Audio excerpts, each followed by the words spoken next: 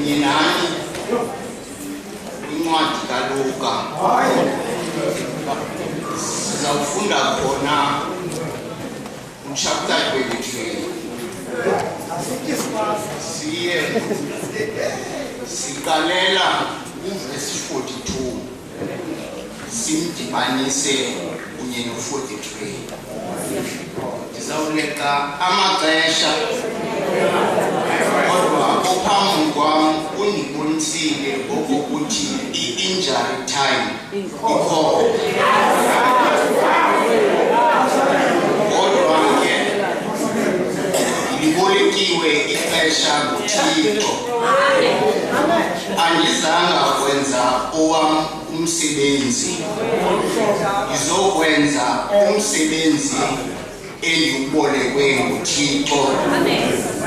Ayisoyinkundla yasekhaya, inkundla yasemzini. Nam ke ndizakwenza ngokohlobo abantu bekhaya abenza ngalo.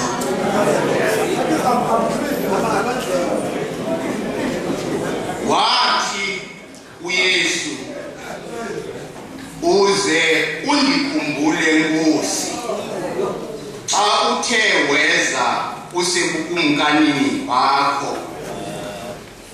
uYesu wathi kuye, inene ndithi kuwe namhlanje uyakuba nam eparadesi. Elo ilizwi leNkosi.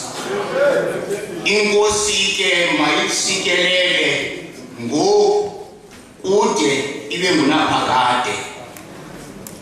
Ndibolekwa ingxoxo yabenzi bobubi. uYesu uphakathi kwabo, uzolile njengemvu ime phambi kwabaqheli bayo. Ebesithi uIsaya wawuvala umlomo wakhe.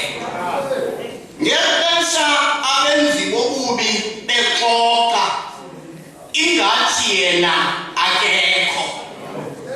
Ifuna siyiphawule le ndawo.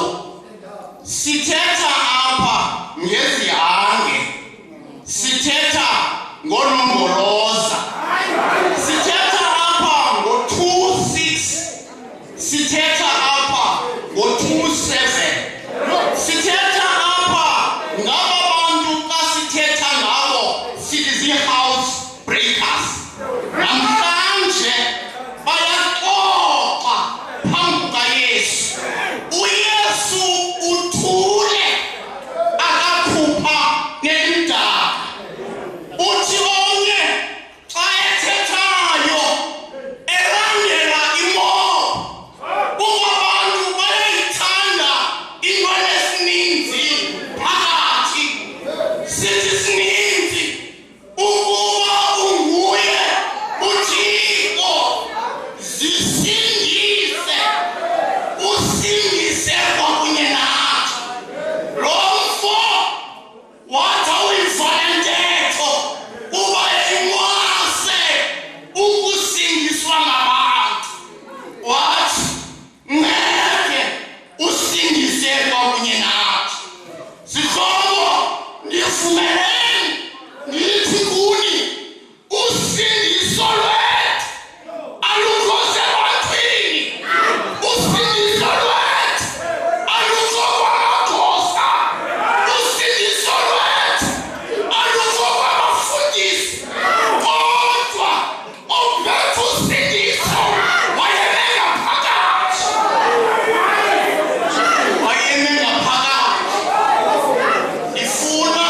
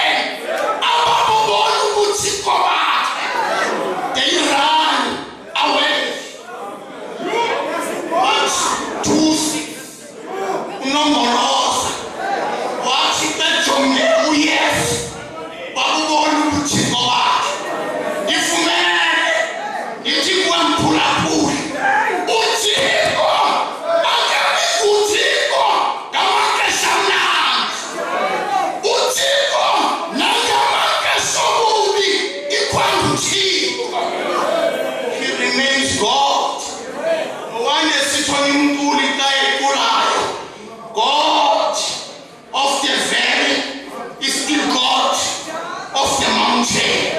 God of the night is still God of the day. What's not?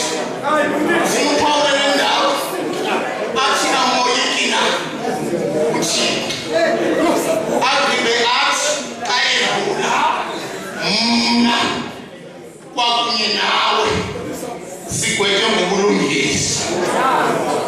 Silapha ngenxa yezimoko zethu, kodwa lo yena akanantyala.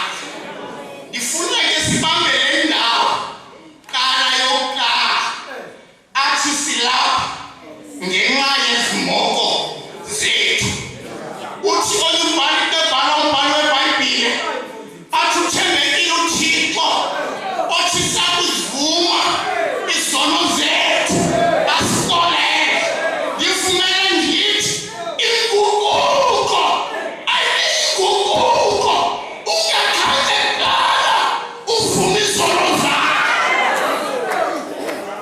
Ayonguquko ukubusela hlobo wawulilo mhla wawungena lenkundla nobuyimele ibhaki nobumcilile uthika kodwa isono zakho ukuba usambathile awuguqukanga.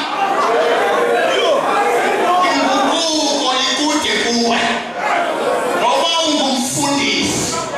Ngivumele ngithi awuguqukanga ukuba usambathile isono. Sisuse uthembekile ke uThixo othi sakuzivuma izono zethu asikolele. Lo mfo he confessed his sin. Wagqiba wathi lo yena akanantyala. Wakhumbula amazwi athethwa nguJohane esithi natsha imfana ethwala isuse isono sehlabathi. He realized ukuba uYesu yimfana engenaso isono. Wagqiba waguquka wajonga kuye wathi, Nkosi, uzundikhumbule xa ubuya usiza ebukumkanini bakho. Ndiyafuna unothise le nto. Ndifuna uba ilibali ndithetha ngolongolozo apha. Umntu wenkonzo usezantsi uthi umbethelele. Abantu abaninzi kule nkonzo bahamba ngemajority. Ayakhawuleza ukuthi bethelela. Lo yena usizange wayishiya icommunity washiya inkonzo ngoku uyaleza ubomi bakhe. Uthi xa ethethayo naye wathi xa usise ebukumkanini bakho wangathi wayeka kwigumbi eliphezulu mhla uYesu ethetha nabafundi bakhe okanye mhla uYesu wayethethe abantu wathi ndiyemka ukuba ndimkile ndizabuya ndimthabathele kum. Yangathi lo mfo ebethola kwinkundla zamatyala ezethu Yesu emzeni koku nizabuya nimbone unyana womntu wanyathele khona kuPilato eyikalelwa ngunkosikazi wakhe. How I wish abantu abangootata bangawaphulaphula amakhosikazi abo. Isikhundla asokunika usindiso.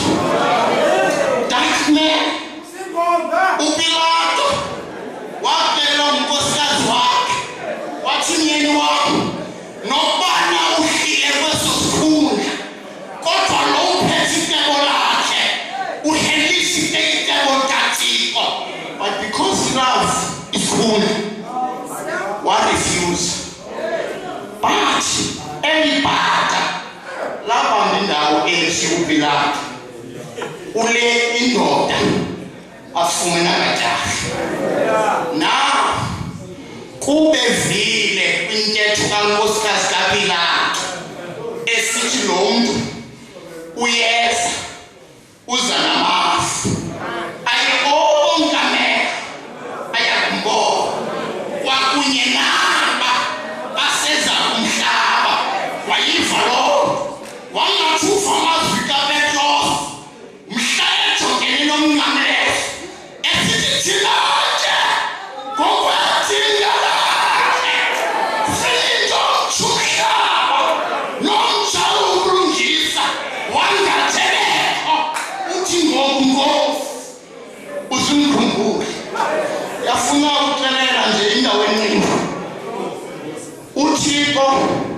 mayingabi nguThixo ngosuke akwenzele umangaliso.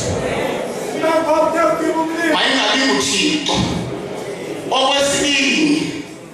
Okwesibili ndiyafuna ukwalaselela impendulo kaYesu izohlala phansi kuba unyanisile lo uthi umbengo omde uyawugcina umlilo. Kodwa ndiyafuna nokuthi noba umzuzwana owileyo phezu kwentloko yakho uyawenza umahluko. Suncama ngozivala indlela. Phulaphulani mhlaba ngokuba namhlanje uthetha uYehova. Izele abantwana ndabona basuka bahlele.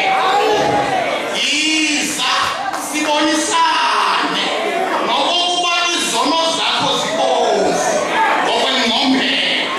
Ndiyakuzihlamba mna ndibe njengethepha. Uthi uYesu kulo mfana enezicelo zakhe wathi kuye apho ke ndifele khona ithoba. Kaloku ushumayele angade afike kwindawo efele khona ithoba. So ithi ke le ndawo athi uYesu kuye inene ndithi kuwe namhlanje ndiyakuba kunye nawe eparadesi. Ndiyafuna ive kakuhle ke le ivesi because abaninzi abashumayeli bayayibhuda. Andifuni namhlanje xa uphuma ugude uyigudile. Ndifuna sibe kunye xa siphumayo sithethe ilanguage enye. Singathi xa sidibana kabakhulwini sibethane. Kuba namhlanje sonke singabembu enye. Kuba sinyathele kwinkundla enye. Xa singorhadele apho namhlanje nokungukika ungurhadele. Uthi ke xa ethetha uYesu ndithi kuwe namhlanje ndakuba kunye nawe eparadesi. Ndithi kuwe nje abaninzi balele bengenangeniseko yokuvuka kwabo, wena namhlanje ndikunika ingceniseko yokuvuka kunye nawe. Ndithi kuwe namhlanje I give you a promise. Kanti buya ndisekukumkanini ndizakuba kunye nawe.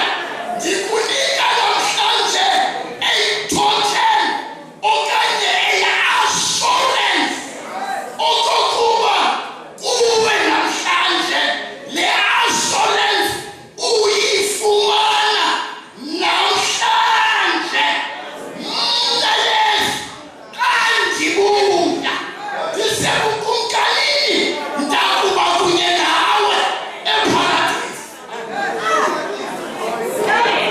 Ndifuna uYesu wayengavilazulwini kuba nangoku evuka uthi koomama ningakuthukumisi ngokuba ntenyuki ndiyakuba. Ndivumele ndithi ukuba engcwabeni ekuxoxwa ebezawuthi lamfana kontanga bakhe mna madoda ndingene ndinalo itikiti lophuma kwebhokisi.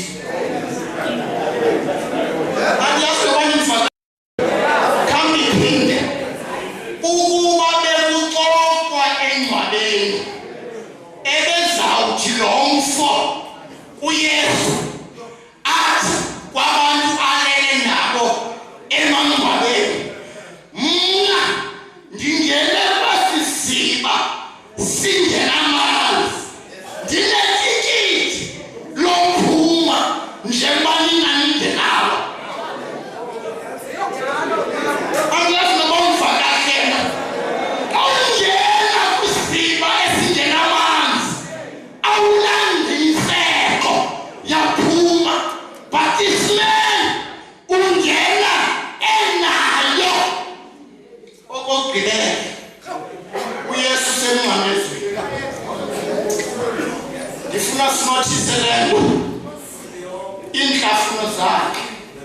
sigabhuzwe ngumgaqo nomgaqo iphango lakhe ligabhuzwe ngamaroma latsazi igazi lathawuphela igazi kwaphela amanzi bathi ababhali nabantu abafunde bayikekeza imfundo.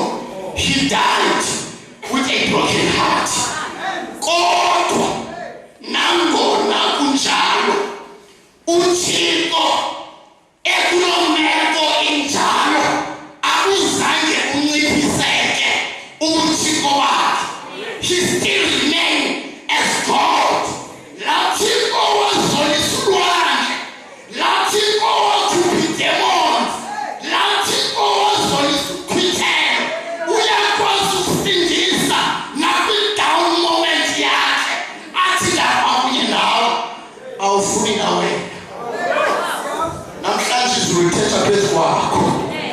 Asizange uzokwenza entertainment kodwa silapha sizothi uThixo ufuna kuwena. Namhlanje nceda uyazazi idasi ezilapha kuwe. Lungisa izinto ezaxabanisa noThixo ngexesha amathambo wakhazela umongo. Kuba ngokwenje njalo wohlela kokulungileyo.